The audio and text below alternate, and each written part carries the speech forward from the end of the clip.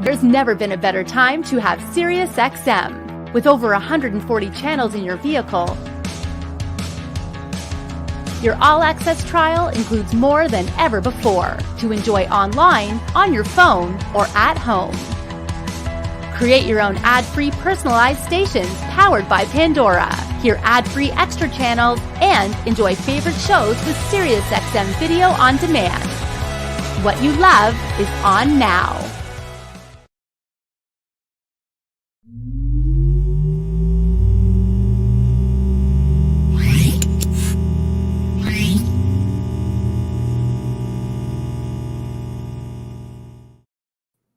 Hey, what's going on, everybody? And thanks for tuning in to another lunchtime learning session here on CMA Connected, presented by SiriusXM. I'm your host, Ben Wu. Of course, if you're in the 12-volt business, especially in Canada right now, you know that car starter season is upon us. And, like we've been saying all week long with our CMA fall workshops, as well as some of the roundtables that we had, it's an interesting year. There's no doubt about it. There's so many different things going on, circumstance that's going to affect your business. So hopefully you've had a chance to kind of adjust to that. And maybe some of our broadcasts has helped with that. And today is no exception. We're privileged today to be speaking with a gentleman who has been in the game long enough to say that we call him Uncle. And he represents a brand which is a major player in a lot of you guys' shop.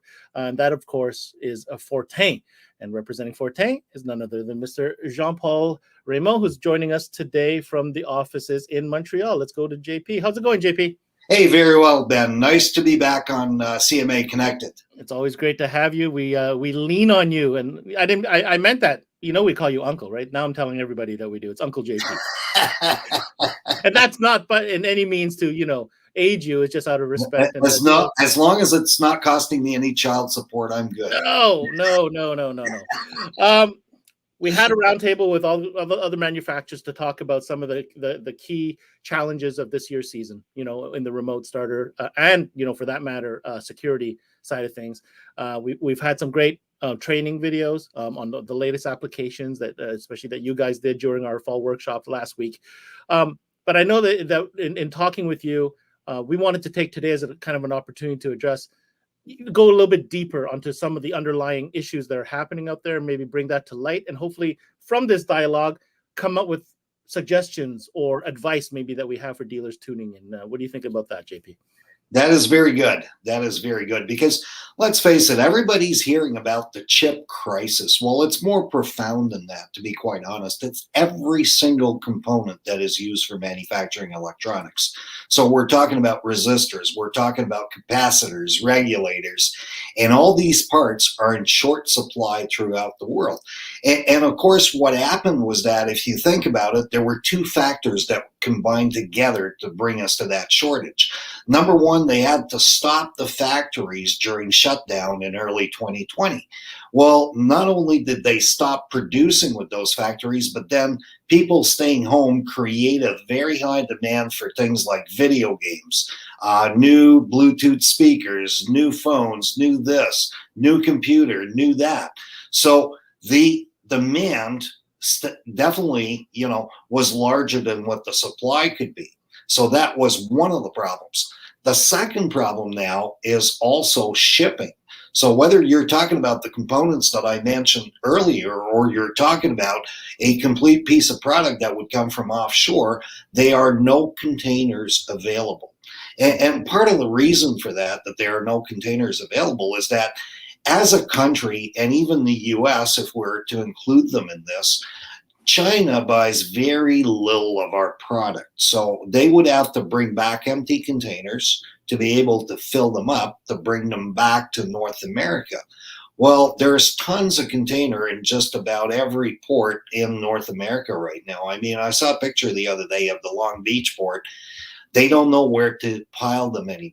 And we're the same in Vancouver, to be quite honest. So the cost of a shipping container has gone up drastically. I mean, in 2019, the cost of a container to bring it in from, let's say, overseas was $2,500 US. It's now $25,000 US to bring in a container. Hold on. Time out. Just so that we're clear on this. China ships a ton of stuff our way. Correct. Very little of it do they import from North America into China. Correct.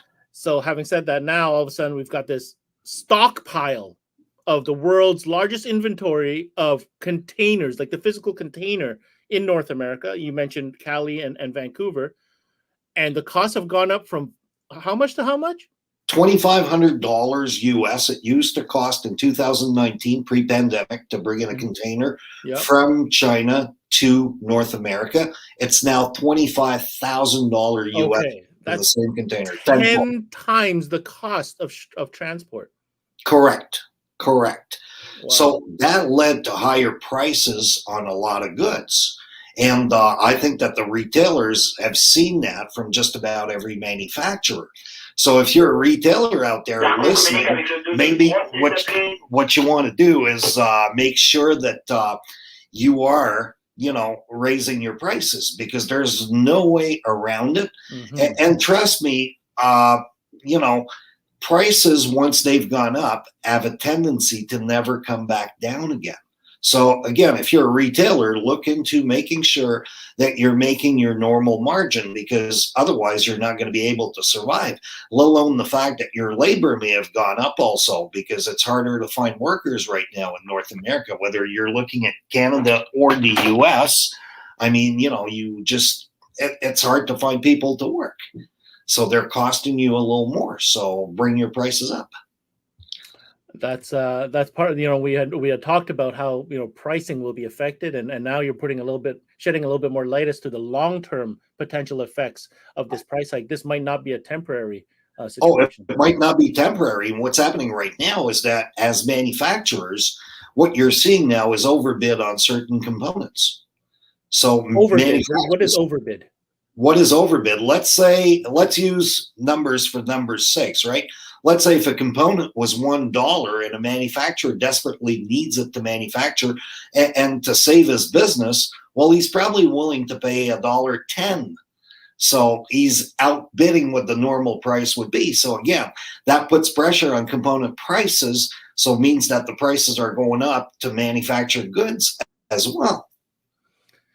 So it's not. So it's not not only as, did as we simple incur as a just. price increase, It's not just as simple as the transport, but now you're also talking about overbidding on components, which will up the cost of manufacture as well. Exactly. And of course, one of the ways that we've seen component manufacturers do that is they say, okay, let's say you've got 1,000 of, a regulator or whatever the case may be. It seems that basically what they will do is they will say, okay, you got 1,000, we'll ship you 300. And you say, no, I want my 1,000. Okay, well, your PO price was $1. Again, let's go back to that dollar. If you want your 1,000, it'll now be $1.13. So, it's like they're hitting you from both ends. But at the same time, I'm just going to shed light on the other side of that coin. So here's the supply side hiking. But at the same time, you being the manufacturer, knowing that the demand is there. So, I mean, you say yes anyways, right? We have to say yes if we want to continue building products so our customer have product to sell.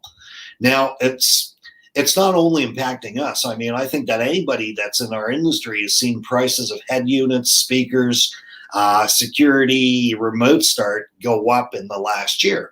But what I'm trying to say is because of what's going on right now, there might be some more coming. I'm not saying that for ourselves and that we're going to be increasing prices.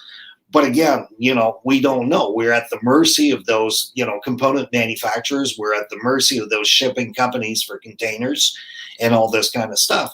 Now, it may be that China may bring some containers back so that they can deliver Christmas gift, because a fair amount of their business also depends on our North American Christmas toys for kids and all this kind of stuff. For the record, China does not celebrate. China does New Year in February, March. Correct. Yeah. Correct. That's why I'm saying our North America Christmas, right? So having said that, it takes 6 weeks for a container from the time it's put on the water in North America to get to China. So if you look at a 6 weeks return, we're 12 weeks away. That puts us pretty close to Christmas. So, maybe that's what they're wanting to do if they bring any of those containers back.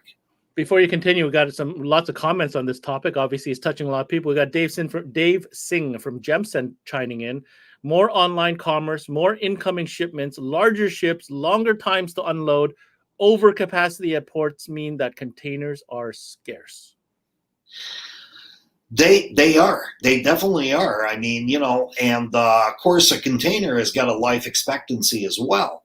Maybe you guys remember that, where there are earthquake prone places, they're using containers to build homes because they're fairly sturdy and solid. So again, those that are retiring are not necessarily replaced all the time. So there's probably, and I haven't seen a stat, but there's probably less worldwide than they were, let's say, 5 years ago. Mm-hmm, mm-hmm. What else is happening as far as the globally and, this kind of like a state of the industry update here that we're listening to?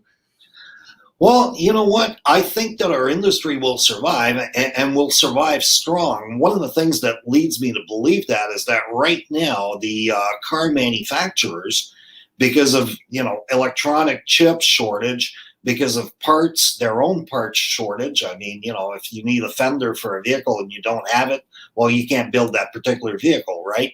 And some of the parts they use are also made offshore, just like everything else nowadays. They're not selling as many new units as they were pre-pandemic. Now, the used car market has certainly grown right now to back to where it was pre-pandemic. 2019 numbers are back again in Canada anyways, and that's about 102,000 units of vehicles sold in the first half of the year. The interesting thing is that it is no longer the used car lots that are getting no sales. It's the new car dealers selling used cars. So for those of you that sell to new car dealers, I would certainly make sure that I talk to them about the fact that they are selling used car, and you can actually put a lot of stuff in their used cars. So it could be a backup camera that the vehicle didn't come with. It could be a remote starter. It could be, a variety of different products that you offer in your stores. The used car market has been a hot topic across every conversation that I've had myself. And you nailed it on the head, upgrading to that more premium sound package that was available, maybe in another trim level, upgrading to convenience and say ADAS, assist driver enhancement systems like blind spot detection or backup cams and dash cams, and of course security and remote start. This is should be anyhow a big focus for retailers moving ahead. That segment's going to blow up because the numbers are there to back it up. Absolutely. And if you look at what's happening right now, because the amount of vehicles, whether used or new, available, there's a lot of car theft going on. I mean, if I look at where we're located, just 20 minutes south of us is a fair amount of condo complex. Well, in that condo complex, I happen to have a buddy that lives over there. There were 4 vehicles stolen just last week alone. So, security should be something on everybody's mind these days. I mean, as I was pointing out when we did the security special, Ben, the days are getting shorter in this country by the day. Of course, yesterday today is the first day where nighttime is longer than daytime, and it's going to continue until, That was a depressing announcement. That was a depressing announcement.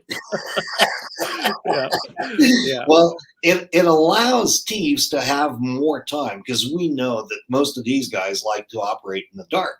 So as the days get shorter, I mean, the more chances or opportunity are they getting to go and steal that vehicle or steal the content. So, there's a lot of guys at this time of year that strictly focus on a remote car starter. Why not offer your customer a remote start security system? I mean, why would they need a security system? Well, feel free to have the conversation with them as to the amount of car theft. And it is because there are not that many units of vehicle available in the marketplace right now. So, you want to make sure that your customer understands that. And with a few accessories, a little bit of time, i.e. a shock sensor, you can get a complete security system and do some overselling to that customer that didn't think of a security system when he walked in. All he originally wanted was a remote car starter.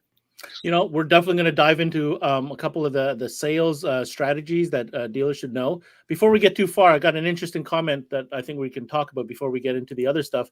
I know in the Okanagan, everyone is low on head units. Other shops are contacting other shops for parts and so on and so forth. Customers are being hit with massive increases and tend to not understand. We had a customer come in who wanted to report to the distribution company that BB for increased pricing during COVID. I'm curious what other shops or recommendations, what others to do to help customers understand why 12-volt products are jumping prices. So I think the question here is, what advice do we have from a communication standpoint to end user customers from retailers to explain this situation? Well, I think that the consumer just has to look at their groceries. If you bring that up, we all know that our grocery basket has gone up drastically. In fact, I think that year over year, if I'm correct, and the last stat I heard was probably about a month ago, and that was close to, on average, 6%. Sugar has gone up by 20% and all this kind of stuff. So why would our industry be different than any other industry? I mean, one of the things that's creating a big problem is, of course, labor shortage. So if there's labor shortage, you have to pay higher wages to get employees to work for you. And of course, like I was explaining earlier, all the components have gone up in price, and so has shipping for that matter. So the consumer, if you expose them to all these facts, will probably say, yeah, I can understand what's going on. Yet they'll always say that they want a better price. Yeah, because they always do. That will remain the same regardless of COVID, not COVID, pandemic, non-pandemic. That's always the deal. But I think the point you're trying to make, and I like that, is to try to be compassionate about the fact that everything is being affected from a pricing standpoint, and look no further than something as basic as your groceries, right? And I think that is an interesting strategy to kind of bring commonality to the problem. Like, we're all affected by it, right? Okay, so thanks for that question, Kevin. You were just talking before about selling and taking an opportunity, upselling the customer to a security system, not just a remote starter, because it is a prime opportunity. In car audio, the guys always talk about top-down selling. I feel like we don't talk about that as much that it needs to be, maybe in the remote start security realm, whereby you should be top-down selling. What do you think about that, JP? I think top-down selling, regardless of product category, is always the way to go. I say, if you don't think that top-down selling is the way to go with anything, just ask a person that's got a heart condition, is it easier to go down the stairs or up the stairs? Oh, very nice. Yeah. Yeah. So remember that one. Here's the way to do it. You take a product, and like our Evo 1, for example, and you talk about security. You've previously talked about security with your customer, like we're doing right now. And you say, if you want security and remote starter, here's the product that you can have. You can do this, you can do that, and bring on every aspect. At one point in the conversation, the customer will ask you, well, what's the price of all this? And then if he thinks that it's too expensive, he didn't intend to spend that kind of money, bring him one notch down, take out security, and say, we could do this for this much less if we don't do security. He may say, still too expensive. Bring him down one notch less. And keep in mind that when doing that, what should be done is you're telling him the features that are taken out. You're subtracting. None of us want less. We always want more. At one point, the consumer will get fed up of hearing, you're not getting this, you're not getting this, you're not getting this. And they'll say, okay, I'll go with this because I don't want to be stripped out of everything, if that makes any sense. Yeah, it's no different than a good, better, best scenario. Correct. It's just the optics and the experience of having those features taken away from you rather than adding to your plate. It's Correct. kind of like you get served a beautiful plate. You got your steak, you got your accoutrements, and everything's on your glass of wine, and all of a sudden, well, this is the price of this delicious meal. You're already salivating. But if you can't, I'm going to take this away and take this away. It's like all of a sudden your plate starts disappearing. And at a certain point, the customers go, oh, hold on. I think we can. Exactly. Yeah, it totally works. And my comment to that, JP, is I just feel like dealers might be able to be more profitable if they put that on as a philosophy with every customer that comes in, whether they're asking for a security system or alarm system. Start at the top with a combo full out package. Absolutely. Work your way down. If you think about it, I recently went to a tire shop to buy some winter tire. Mm-hmm. The first thing they told me was the best tire they had. They told me all about it. Then I said, okay, what else? And they said, well, it's a little less safe with a little less stopping distance and a little less grip, but there's this one. And they even went as far as saying, our winters are not the way they once were. We get a fair amount of rain now in the winter. Mm-hmm. And they were saying this one is not as good in water. And you go, okay, fine. I'll go for the top of the line. I don't want, I don't want to. You don't want to be compromised. Correct. Yes. Correct. So, these are things that we can take example from other places. The other place where guys are missing the boat, and I usually use my shoe salesman as an example. Shoe salesman, if he's good, he'll sell you a pair of shoes. And as you get to the counter, you'll say, do you know, Ben, that shoes and belt should match? Do you have a belt of this color that's in good condition because you're going to be wearing new shoes? Oh, Ben, I don't know about where you're at, but in Montreal, it's going to be raining this afternoon. You don't want to put these new shoes in the rain before you put silicone on them to protect them. Do you have silicone at home? And he puts the bottle on the counter. Do you have shoe shine of this color? And he puts it on the counter. Do you have socks that would go along with those shoes? And he takes out a pair of socks and shows you the socks. Ben, that, if these are laced shoes, and at the most particular time when you don't need that to happen, you'll probably pop a lace. You should have a spare pair to go along with those shoes. I'm laughing because that is totally me, both on the sales side and the consumer side. I would sell the crap out of everything possible, but at the same time, on that same token, feeling all smart that I'm such a good salesperson, I'm that same sucker that's buying those shoes, those laces, that polish, and everything else that goes with it, including the belt. Well, when it's sold right to me, I appreciate a good sales experience. Like, I recognize when somebody who's selling me has got his game on, and I'm like, you know what, buddy, you are awesome. I'm taking it all. I recognize that. You know what I mean? Well, that's it. And the other thing we must not forget is that he explained to you why you need the silicone, why you need feature the lace. Feature and benefit. Mm-hmm. What we don't do in our industry is, for example, we'll go to a two-way remote car starter, and all we say to the customer is two-way. Well, there's a two-way speaker, there's a two-way radio, there's a two-way this, there's a two-way that. What advantage is two-way giving me as a consumer? Well, Mr. Consumer, a two-way system, you communicate with the vehicle, that is one way, and the vehicle will communicate back that it has received and perform the command. I mean, it's easy to talk about a two-way. It'll take you less than a minute, and your customer knows what you're talking about. Especially if you have a demo. Exactly, absolutely. The demo just demystifies it all. It literally takes 15 seconds to pitch that. Best way to do it. And of course, there's going to be people that'll tell you that I don't need a two-way because my car's always in my driveway. Oh, that's interesting. Really? You never go eat with it? You never go grocery shopping with it? I was going to say, gee, that's great advertisement for good food because you're getting everything delivered. Obviously.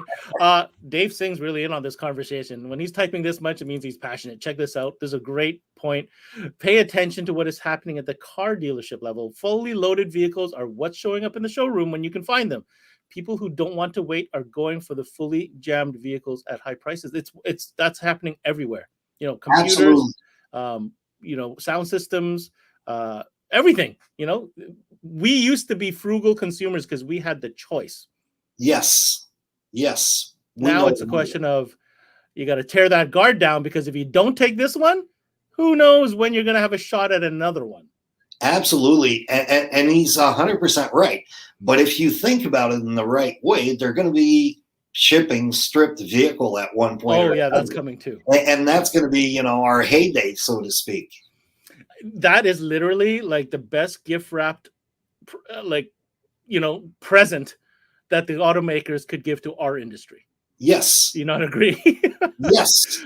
And of course, the thing that might happen as well is that, how it goes. Your neighbor buys a new truck fully loaded and everything. And all of a sudden he shows you all these features and you say, shit, why can't I buy those? And maybe they'll turn a lot of people shopping for aftermarket stuff that were not in the market for aftermarket stuff before. Let's back up 2 steps and look at what's about to happen here. So we know that, just to review, the new car sales tough because the manufacturers can't keep up with A, the demand, but B, the shortage of certain key components. Correct. So this creates one of 2 things. Number one, a sense of urgency for vehicles who happen to be fully loaded. They're off the lot immediately, like what David just mentioned. But also it's pushing customers to maybe look at the slightly used market because they can't get what they want in the new market, which creates demand in the slightly used market for upgrades to get to the vehicle that they really wanted, which was where our industry comes in. That's one side of things. The other side of things is now you just mentioned new vehicles coming off the lot with nothing in them. Well, then I'm a dealer. I have 2 choices, 3 choices. Number one, sell it as is. Sorry, this is what we got. It's bare bones. It's up to you, Mr. Customer, Mrs. Customer, what you want to do with it. Okay, that's number one. Number 2, I provide the services in-house to properly accessorize the vehicle the way you want it. Problem, where am I finding these technicians to do this? In-house, that I've never had to do before, right? That's number 2. Number 3, is there a shop in my area? Is there an expediter in my area that can help me with this conundrum? And definitely they're looking for expediters. So I think those are the 3 scenarios. And maybe you can correct me if I'm wrong, but that's what I see. Absolutely. For the most part, trying to do it in-house, you got to keep in mind that there's a lot of labor shortage, including on the mechanics side. So again, it's not uncommon to try to take an appointment for something that's not necessarily urgent on your vehicle and have your appointment booked in the next 10 days or so. In the oil change, they'll say, yeah, we can do it. Today is Wednesday. We can do it next Thursday, and they're keeping a little bit of room for through emergency. Your oil change is not an emergency, so it goes to prove that they've got less mechanics than they used to have. Mm-hmm. So doing it in-house may not even be an option because they don't have the manpower to do it. So again, if you're an expediter or if you're not, I would certainly look at a few of the local new car dealers and introduce myself and have something printed nicely that you can actually, show the services that you could offer this dealership. What's the worst that can happen? He'll say no.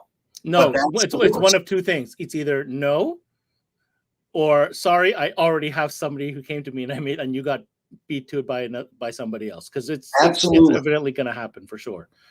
Okay. Very, Absolutely. Very cool. Hey, guys, keep the comments coming in. This is a kind of a non-product type of discussion that we're having today. A little bit of a state of the union in the 12-volt electronics industry. Yeah, we're talking about Fortin. We're talking about all the great products and remote and start. But, JP felt it was important to kind of, talk about this stuff too, because it's really affecting dealers. On the next topic here, let's talk about security and what's going on, because there's been a lot of stuff in the headlines recently out of nowhere that we haven't heard about in some time. And I think it's COVID related, but I'll let you share with us what your thoughts on that when it comes to car theft. My thoughts are a simple one. I think that when the shutdown happened for, 3 months in 2020, all thieves had time to refine their technique and know what they're looking for. So right now, there's a couple of things happening. If you look at Toronto, Montreal at the other end of the, or in the Maritimes, or at the other end of the country, Vancouver and those places, what's happening is they're trying to steal the entire vehicle so that they can be thrown in the container and ship either to Europe or ship to Africa. That's where those are. Europe and Africa. Yes, that's where they are landing. As supply is short from the manufacturers, those countries are pretty much left over. They'd rather bring them in North America where they can get more money for them, and that they know that whatever volume they bring, they will sell in North America, not necessarily in Africa. Yet there is demand, especially on the SUV side, in both Russia and Africa. So having said that, if you're, close to a port that could actually make it to Europe or make it to Africa, they're probably going to try stealing the entire vehicle. And the way they're now doing it with the smart key has got some advantage from a consumer standpoint, but from a thief standpoint, it also has advantages. There is a backpack that contains a receiver and an amplifier, and it's got a long-range antenna. So it's a two-man operation. So what they do is most people will leave their keys close to the front door when they come home at night. So they're scanning for that key. So one guy is standing next to the car and hitting the push button continually. Once the door opens, right? So remember, it's a receiver. It'll receive on one side and it'll amplify on the other side in that backpack. So he's amplifying the key by what I heard is 200-fold, because you got to remember that the range on those keys is very small. So we're talking a distance of maybe, give or take 50 feet from that front door where the car is parked. So the guy's continually hitting that button. All of a sudden, the door unlocks. Finally scans the vehicle is seeing the keys. Mm-hmm. He jumps in the driver's side. The other guy with the backpack comes in, running the passenger side, and they leave with that vehicle. They've never broken anything. They didn't make any noise. The dog probably didn't even bark inside the house to warn that there was something going on, and they're gone. And there's tons of videos on YouTube that catch these people doing exactly what you just described. Exactly. So you can actually see it live, and it would not be a bad idea to have that in your store and show consumers this is what they're doing. This is what they're doing. You've got a smart key. Be aware. Be aware that this could happen. So that's number one. So how do we protect from that? Well, number one, it would require an alarm with an outside remote, and that we would do either an ignition or a starter interrupt in the vehicle. That way the vehicle, they may be able to open the door, but they won't be able to start it. So that's one way to protect. Even though our evil wall, for example, can arm and disarm using the factory remote, at that point it is rendered useless, because if I disarm it with the factory remote, the alarm is gone, and so is the vehicle for that matter. Right. So I would need an external remote. So if somebody wants that kind of protection, the Evo 1 would be the way to go, using an external remote or a phone app. A phone app is nice in that it is a two-way system that will notify you if your alarm has been triggered. So that's the way that I would protect my vehicle. So that's I just realized, JP, I hear you saying that, and I think stores have been so trained and so I don't know used to selling the convenience of factory remote use, that it's taken away a little bit of the steam of the very important advantages of not integrating that into your factory remote. That is correct. That is absolutely correct. If you're after the ultimate protection for the vehicle itself, yes. Now, the other place where they're also stealing stuff is catalyst converters. Catalyst converters are they're too precious metal in there. There's palladium, which is probably the one that is worth the most. The last price I saw on that was $26,000 US an ounce. So, platinum is like, a couple of grand an ounce. I think the last price I saw. I think there's some rhodium in there as well. There's a couple of precious metals in there. Yeah. Between all of them, if you look at the quantity in an average muffler system, you're probably looking at $600 of precious metal in your catalyst converter. So essentially, I would say that guys that are in the precious metal business will buy a muffler system for approximately $300 US or so on the black market, so that they can have access and double whatever they paid for, on that catalyst converter. So if you're trying to protect that, the way they're doing it is, of course, they're using a powered battery jigsaw. So they cut at the front and they cut at the back, and they've got. They literally slide under the vehicle with a headlamp, Right. and with what you're saying, a cordless jigsaw. And You got literally, it's right after each flange. Zip, zip, done. Drops down. You got it. Mm-hmm. So chances are that if you're driving a car, it's perhaps a little simpler to protect in an SUV, because in a car, there's probably not enough room for somebody to slide under. So a shock sensor, should they try to jack it, would protect from that. Mm-hmm. In an SUV, it is perhaps a little more tricky if they've got enough room to slide under. Yeah. You gotta almost pray that they create enough of a shake on the vehicle while cutting both ends that the shock sensor will pick it up. So that's the second thing that they're after if they're not after the entire vehicle. Third thing, of course, is the content in that vehicle. Right. How many times have I seen people leave stuff on their back seat? People go shopping and they buy more than what they can fit in the trunk, or, By the way, if somebody has got an SUV and they don't have tinted window out back, take a look at their vehicle outside. It would be something that I would recommend, and you can probably do at your shop. What thieves can't see, they seem to not.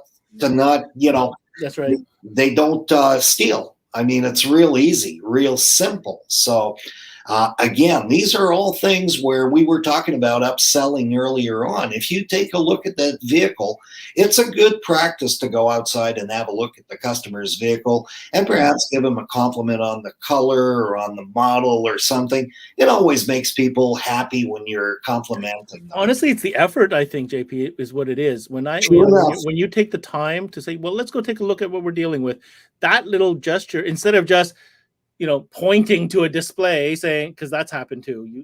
Everybody knows what I'm talking about. Customer comes in, you might be busy. Well, yeah, well, we have these over here. You can't properly service a customer for a full system by doing the point technique.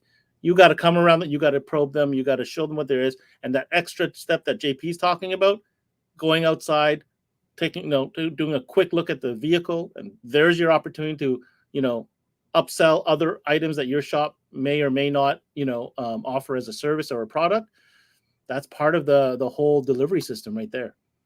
Absolutely. So the content is what they're also after. I mean, especially in and around the Christmas period where people have got a trunk full of stuff and they've got the back seat now full of stuff. Mm-hmm. So a good shock sensor can actually protect from those kinds of theft. Those are more amateur type thieves that'll be after the content. They'll usually break a window to get access to whatever's inside that vehicle. So those are the sloppy. Again, when talking security, yes, yeah. the bottom of the barrel, so to speak. The bottom feeder ones, yeah. We all love them. So again, one of the things that if we're talking security, that people have got to realize is that the factory security system that are now on vehicles have given a false sense of protection to the consumer. Mm-hmm. I mean, the consumer thinks that they're well protected. As far as I'm concerned, and I jokingly say that the only person that can trigger one of those factory systems is the owner himself by pushing on the panic button. That's a dig. Yeah. Well, if you think about it, Ben, we've all heard them at shopping centers or whatever, and they last for about 5 or 6 seconds, and then they figure out how to take it off. So it's usually the owners that was experiencing a problem. A code 18. Absolutely. A code 18. Yeah. Both he and she can do it. Yeah, absolutely. Again, try to talk your customer into that false sense of security and explain to them what a real security system will do for them and what it will protect. I mean, it's probably no secret out there that I'm a golfer, that I enjoy playing golf. I've seen you on the PGA Tour. Senior, come on, man. Division, Give me a break, right? Yeah. I don't hit as long as the kids anymore. But it's not uncommon for golfers to have a bag that's worth, $2,500 to $3,000 with the clubs. Well, guess what? On the black market, you can probably get at a local pound shop, $1,000 easy for those clubs. So, try to protect what you already own. So that's kind of what I mean by that. So content, when they're in the trunk of my car, and I make sure I always put them in the trunk of my car, is protected. As a matter of fact, yesterday I was in a golf tournament, and the two guys that I played with had two golf bags, and they were staying in a hotel near Montreal. And thank God, on his vehicle, he had a Thule rack. And boat, I said, he said, we'll put one of the bags in the back. And it was an SUV. I said, no, try to put it in the Thule, both of them. What's not there, what they can't see, they won't steal. And sure enough, the guy said, you're right. And they ended up putting both bags in that Thule rack. Yep. It's awareness. It's being preventative. That's a big part of it.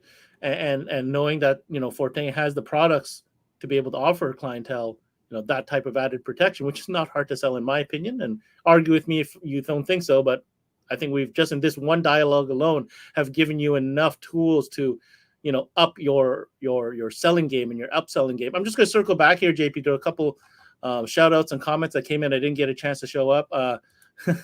I know you'll appreciate that comment from Jean Belanger in your previous life, Mr. Alpine. Absolutely. Yeah. Absolutely. We also have another comment here that came in from a Bob Hernandez. Selling successfully is sharing information and insight and providing solutions. Way to go, JP. Thanks, Bob. There you go. Last thing we're going to round out this conversation with, we're going to kind of bring it back to the beginning of our chat here. It's about the chips, because really, there's a lot of things going on. Chip is probably the biggest chunk of that pie. Any new news on what's going on with chips and chip manufacturing moving forward? Yes, there is. There are two companies that are building factories in the U.S. as we speak. They're both in Texas. Intel, which already has a factory there, is building another one. And there is a company called TSMC, Taiwanese Semiconductor Manufacturing Company, that is going to build a factory in the U.S. And what they feel on the Taiwanese side is that they'll be able to serve the U.S. market better by having a factory there. Between the two of them, it is a big investment. We're talking about $25 billion, not million, billions. Now, the problem is it will take 2 years from the moment of startup to being completed with the factories. Now, 2 years, then they can start production. Well, if you guys have ever worked or talked to someone in production, as you ramp up, your first couple of months are not necessarily producing perfect goods. Well, I expect the same to come out of those factories. They'll take probably 3-4 months until they're really ready to produce in mass quantity. Now, construction, like I said, started about 8 months ago. So that puts us probably Q1 of 2023. Before that, it'll probably be the same chaotic situation that we are living now when it comes to chips. I mean, there is not enough factories in the world to supply the current demand.